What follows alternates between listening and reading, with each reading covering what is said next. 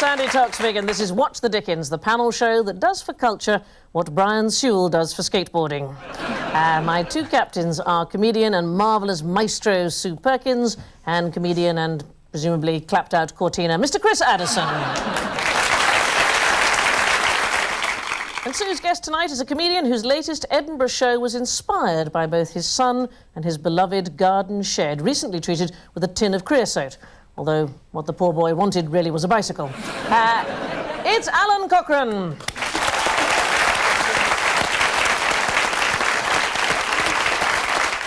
Chris's guest is a comedian and actress who has 4 children under 5, 3 of whom are triplets.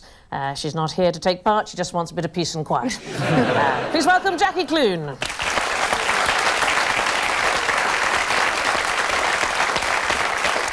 Our first round is 3 steps to heaven. The teams are given a series of 3 photos, each offering a visual clue to a famous film, book, play or musical. 3 points are awarded if teams can guess the answer from the oh-so-tricky first image, diminishing to just 1 for the third, which is as easy as an ABC made out of pie. So, Chris and Jackie, you're going to start, OK? Right. And here is your first picture clue. Any idea who that might be? Roger Moore. Roger Moore, yes. Is that the Fonz there with the sunglasses on at the top there? Hey. I can tell you that this Happy Bunch is the family of Roger Moore, an actor often compared to John Gielgud, as in Roger Moore, he's rubbish compared to John Gielgud. So shall we want to go for the second photograph? Yeah, let's have a second photograph. Come on. So there we have... Ooh, Locks. What? Looks very like John Prescott's larder. Is it Lock, Stock and Two Smoking Barrels? Smoking Barrel. How are we getting the Roger Moore into that? Well, Lock, Stock and Two Smoking Barrels. Well, he's rubbish, and so's Lock, Stock and Two Smoking Barrels. So who's in the photograph? Roger Moore. His wife. And his family. And the family would be called... The Moore family. The Moores. The Murder on the Moors. All right, let's give it a go. Let's go for the last photograph and see if this is the absolute clincher, I think. Oh, Kate Bush doing a washing up. We've got the Moors. Right, the Moors. Is it Wuthering Heights? It is Wuthering Heights. Well done.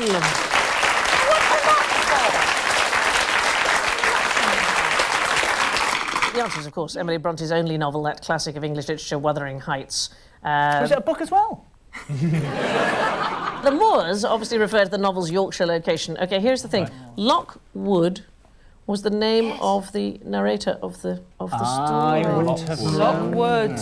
And finally, Kate Bush, who burst onto the music scene with her 1978 chart topper, Wuthering Heights. So 1 point to Chris and Jackie there. One do. Earlier this year, amid rumours of a new remake of Wuthering Heights, there was a highly publicised fight for the role of Catherine between Keira Knightley and Lindsay Lohan. Well, I wouldn't want to pay to see the movie, but I paid to see the fight. Right, Sue and Alan, here is your first photograph. Oh, a royal portrait. A boxer dog in a tiara. So we're talking boxer. Is it $1 Million Baby? Girl boxer. No, very good. See, you're thinking exactly right. It's a kind of a lateral thing. Raging Bull? No, I didn't say it was a film, did I? It is a film. Or is it? Have a look at this. Anybody know who these people are? Yes. Flying Pickets. This is the 80s end of the pier a cappella-ists, the Flying Pickets. So we've got... Yes. A boxer, but who's wearing a tiara. And we've got the Flying Pickets. OK, so the Flying Pickets. Singers... Billy Elliot. It is. Hey! I know! Well, So against the rules. You're not allowed to do that, but I can see the excitement, as you are currently starring in Billy Elliot, Jackie. Sorry. The last picture would have given it away. Oh, the Swans would have given it away. I'd have said boxer, Swans. Yeah. Swans well known for their ability to tap dance, and you can see how we would have got there. Yeah. So 2 points to Sue and Alan there. Very good. The boxer in the tiara represents the central character Billy, who rejects his father's desire for him to train as a boxer. The Flying Pickets refer us to the tale's backdrop of the 1984 miners' strike. And Swan Lake is, of course, Billy's pivotal ballet performance at the story's climax. Oh, it's Swan Lake. Do you do any ballet in the actual show, Jackie? No, I do hoofing. Is that hoofing? It's basically, yeah, that's it. Sue's done it, yes. Hoofing is when you jig around grinning a lot. Yeah. But you're not technically any cop at all. But you're supposed to be the ballet dancer, aren't you? I am, yes. Teacher. But I think the talent is more internal. Right. How much is the ticket price? 60 quid. They might want to so you externalise it. Do you know what? The questions are rather skewed towards Jackie. I noticed there aren't any questions about the Nativity in Croydon circa 1974, in which I played a shepherd, now you're asking. Elton John played a large part in adapting Billy Elliot into a stage musical. He supplied, for example, the scene where Billy has an hour-long temper tantrum after someone accidentally makes eye contact. At the end of that round, I can tell you that Sue and Alan have got 2 points and are in the lead against Chris and Jackie's 1.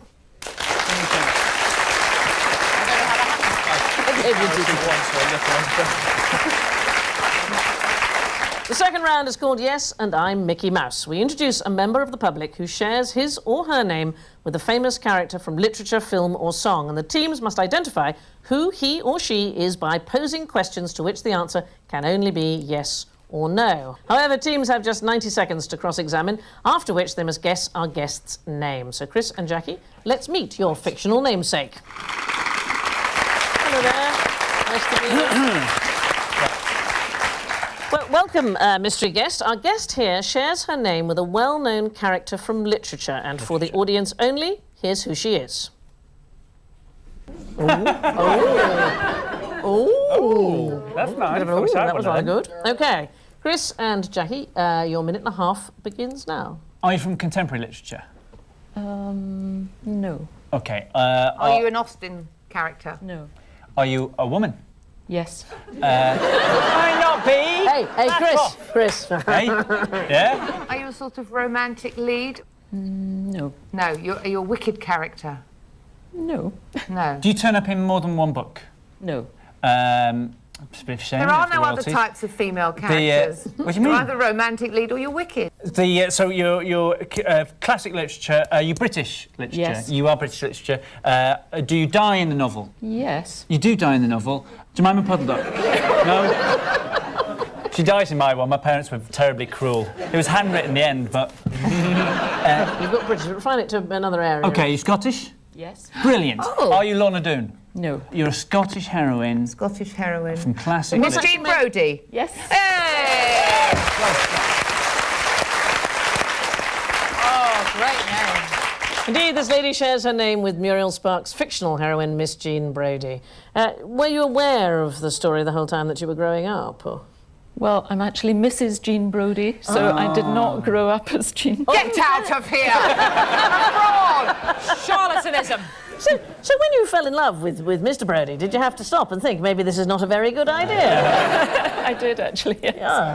How bored are you with people saying, the creme de la creme? Every time Just they get used to it. Yeah. Yes. Ladies and gentlemen, would you please thank Jean Brodie?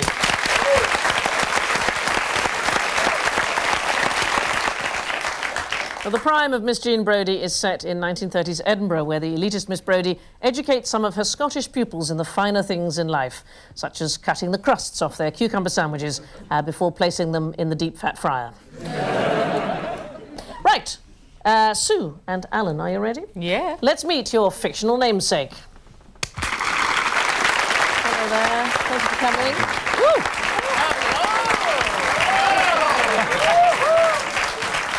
Oh, Who wants a handle? I've not swooned since last month. Now, this lovely gentleman shares his name with a character from literature and film, and for the audience only, here's who he is.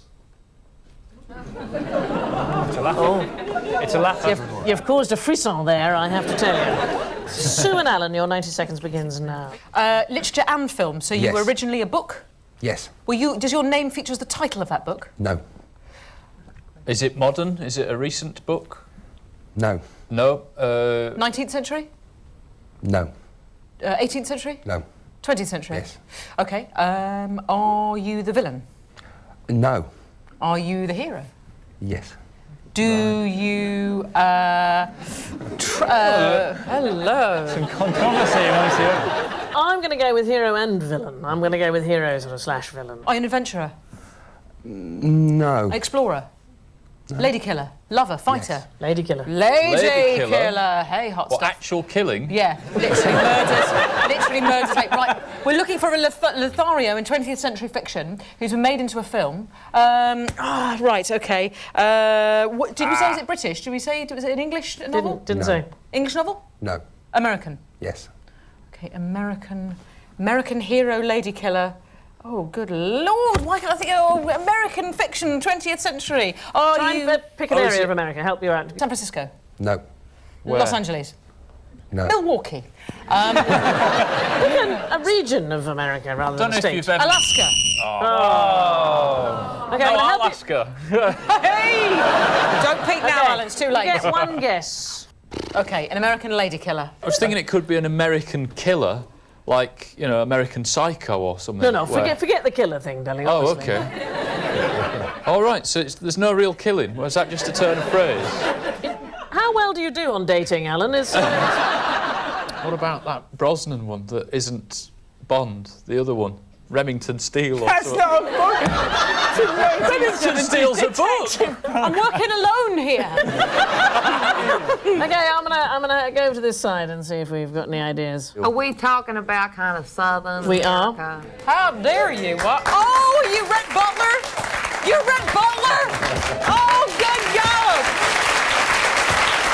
I think, Jackie, where you... If we've learnt anything from that, we've learnt you shouldn't say it's, I think it's this and write it down. Yeah. You should just say it to say No, it. were you about to say it? Oh, a point, I think, there to Exhibit A. Jackie and Chris. Yes, no, I'm sorry about that. Did your mother think, oh, that's what I want to have named after that great character? I think it was that or Uncle Sid. So I think it was either that or be named after Uncle Sid. Oh, I see what you mean. I think Uncle Sid Butler is a ridiculous name. Ladies and gentlemen, Rhett Butler. Rhett Butler is also known for delivering one of the most famous catchphrases of all time. Who can ever forget him turning to Scarlett O'Hara at the end of the film and saying, "Nice to see you nice." 2 points there. So at the end of that round, Sue and Alan have got 2 points, but I can tell you in the lead are Chris and Jackie with 5.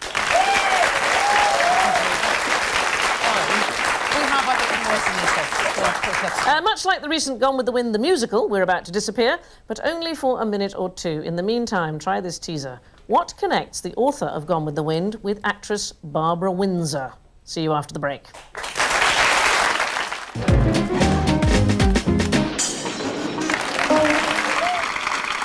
Welcome back to What the Dickens, where before the break I asked you at home what connects the author of Gone with the Wind and actress Barbara Windsor. So, any thoughts? Yes? Is it a name? Yes? Mitchell. Yes, and other bit of it? Margaret. Well... Thanks, Peggy Mitchell. Peggy Mitchell. Oh, very good.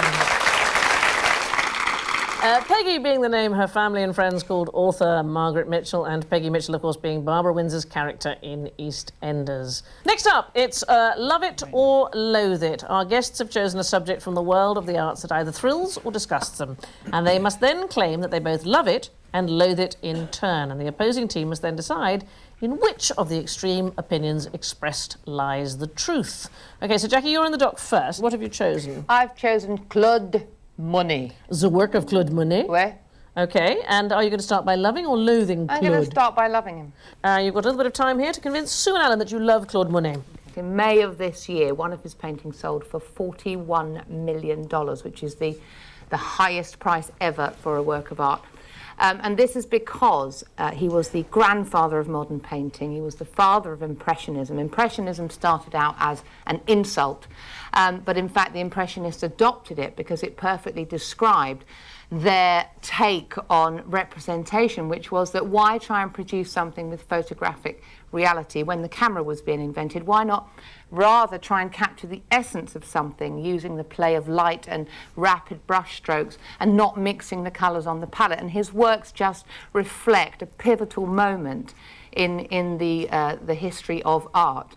Oh, it was like Sister Wendy Beckett was in the room. Any questions? What's your favourite painting by him?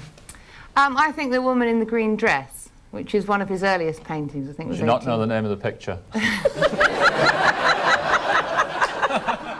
Let's flip the coin here, and I now need you to loathe Claude Monet.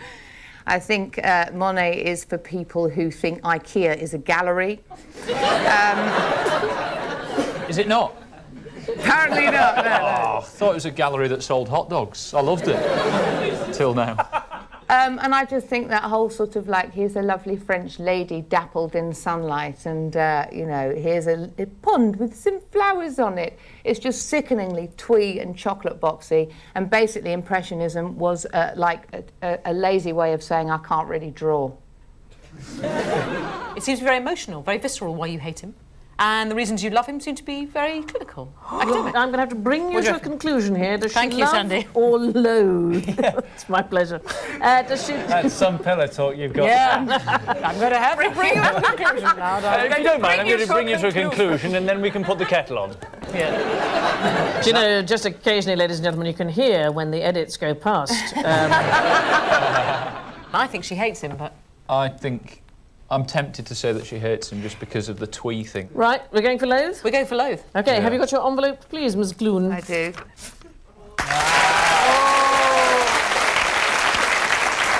That's all right. One of Monet's paintings recently sold for £36 million, which some see as a ridiculous amount of money. I mean, you could sign Robinho for that. It was tentative. Well, I have no idea who Robinho is. I knew that because in the middle of it was Rubinho. Let's see if we can stay as highbrow with Alan's choice. What have you picked to love and to loathe? I have picked the Harry Potter books. I hate them. Can I just say that straight off? OK. Ugh. Right, OK, you've got to love them or loathe them. Remember, you want to win. I absolutely agree with you. I loathe them. I hold no truck with the Harry Potter books. Not particularly the fact that kids read them. I don't mind that. It's adults that you see on the tube with a children's book. Oh yeah, I'm just in touch with my inner child. Nah, you're creepy. Read a grown-up. You don't do the reverse, do you? You wouldn't go up to a 7-year-old at a birthday party and go, there you go, there's American Psycho by Bret Easton Ellis. I'll see you on your 8th birthday. Let's just see how disturbed you are. It's ridiculous. So far, highly believable, but then I want to believe that you loathe them. Yeah. Let's do a switch and have you love the Harry Potter books. I do love the Harry Potter books, actually. I think they're brilliant. I think they're really good. I think they've got kids into reading. I think they're allegorical, which is a word that I then taught my mum, and she wrote it down and then lost it and then asked me it again and then wrote it down again. So I've now told my mum the word allegorical about 7 times. And, you know, they've made magic cool, which I think David Blaine and Paul Daniels have singularly failed to do. So I think they're all right. I think they're really good. No, I'm not buying that Any for more a minute. questions? Who's your favourite character, Alan? Dumbledore. Dumbledore. Yeah. Why? Just because he's Dumbledore, isn't he? OK, really... time to make a decision. I think he's trying to convince us Double too much bluff. that it's low at the moment. Yeah, I think it could be a double, possibly triple bluff. A decision, please. I'm going to have to go with loathe. OK. Personally, but... Because it would be rude to go against my guess. I'd Yes. feel very disappointed if it was love. All right. Right, so don't you're going for loathe. Let's reveal the envelope, please. Was it a bluff, a double bluff, a triple bluff? I've won £100. You mustn't pass go. No!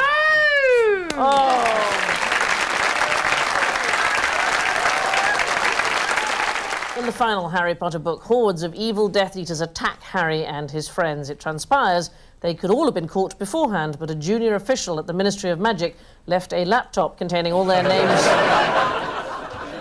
and addresses on the Hogwarts Express. I can tell you at the end of that round there has been a remarkable turnaround, and Chris and Jackie have still got 5 points, but Sue and Alan are now in the lead with 6. We arrive at the final round, losing the plot. Captains must communicate the plot of a work of literature, film or song to their teammates without mentioning names or places. So as Sue and Alan are in the lead, you get to start.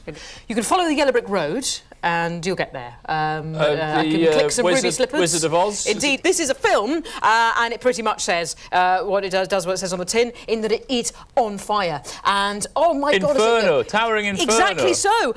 This is a song sung by Geordies. It's Piskin in its narrative thread. It says, I could have one of those, perhaps on a platter. Up the stream. Would I like a Piskin element on a platter that you've just brought in from a fishing vessel? Would I like like it. Fish on a plate. Think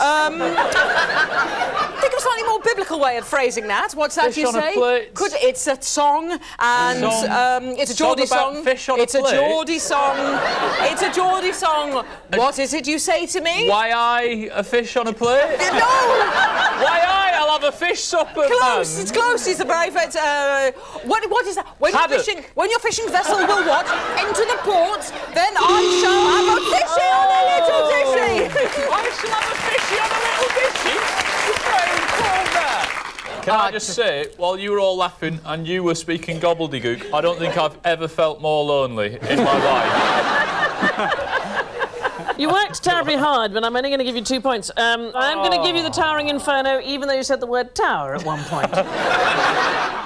Chris and Jackie, you need to get 4 Oh, it's right. game over. Okay. It's game over. Your Okay. time starts now. Are you trying to seduce me, Mrs. Robinson. Proper noun? Oh. Yes. The film is called. Oh no, God, I can't remember. If you go to university and you Mental blank. you pass. Babe, university, Pig in the you City. become- The Graduate. Yeah. Okay. Oh, look, I'm a sexy 60s, soon-to-be feminist. I will say this film was Jermaine rubbish, Greer, no. but it was in fact set in space, and you could see my tits through a plastic top. Barbarella. That's it. All for one and one for all. Babe, Pig in the City. Yes. No. Wait. The Three Musketeers. That's correct. A man who is a puppeteer climbs inside the head of a well-known American actor and continues to exist as him. Oh, the truth about advertising. No, how to get ahead of advertising. The title character is a real person. He's an actual Oh, actor. being John Malkovich. Yes, My that's favourite fantastic. film. Okay, super. Well, we could have got there a bit quicker. This was turned into the musical My Fair Lady, but it was a play called Pygmalion. Yes. Oh. Nice. Nice.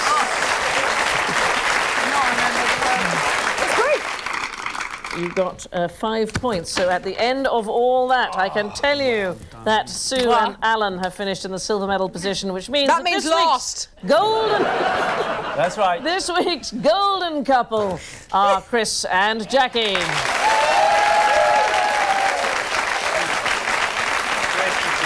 I love the idea of doing a cultural programme and going losers. Whatever. This has been What the Dickens. I've been Sandi Toksvig, and I'm off to see Waiting for Godot. And the bastard had better turn up this time. I'll see you there. Good night.